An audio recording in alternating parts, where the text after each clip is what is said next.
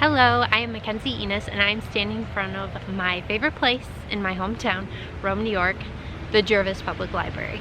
And thanks to the Jervis Public Library, I was able to get the first read of Closer to Nowhere by Hopkins, my favorite author. Now, Closer to Nowhere is the first Hopkins book that is aged towards middle schoolers, and I'm a little bit jealous because I started reading Hopkins as a freshman in high school, so 9th grade, and had I had the opportunity to become hooked on Hopkins books sooner than 9th grade, I definitely would have sprung on it.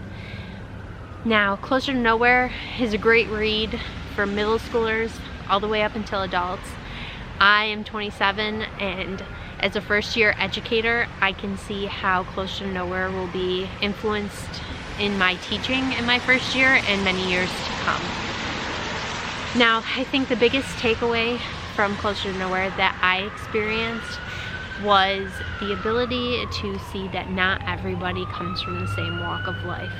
Now, this is an obvious statement that many people know to be true, but it's so hard to implement into everyday life.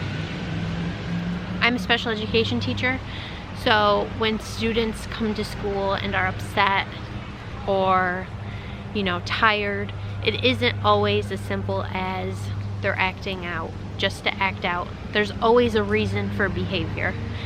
And I think that's something that's really hard for people to understand.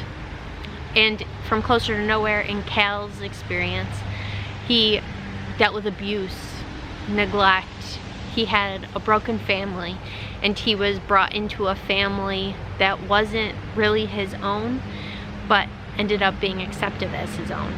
And I think it's really hard for people, especially young children, to approach every new person with kindness and respect, which is the biggest takeaway from Closer to Nowhere. When you meet somebody, regardless of your impression of them or your opinion of them, they're human, and at the end of the day, all they deserve is kindness and respect. Even if it's not given back in return, you should take upon yourself the moral dignity to just give kindness and respect. I know Closer to Nowhere was emotional for me and touched me as an adult, and I know it could influence even younger generations, such as my niece who's 11. Children have a way of making every minor hiccup in their life seem like a major event, and they can't really see the big picture of things and understand how each person has a different upbringing and different experiences in their life. And although we never want to see a child go through hardship like Cal did in the novel, it happens, and it happens far too often. And I think it's especially important for adults to look at those children with new eyes and a new introspective, and just accept them as human and understand them and give them a foundation on which to grow.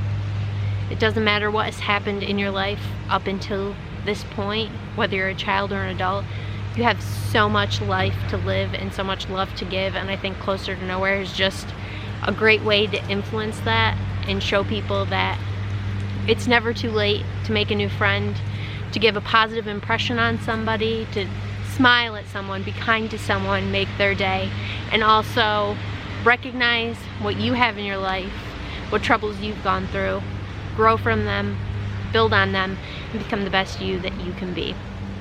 I just wanted to say thank you to Hopkins. You really have been my favorite author since I was a freshman in high school and first picked up Crank.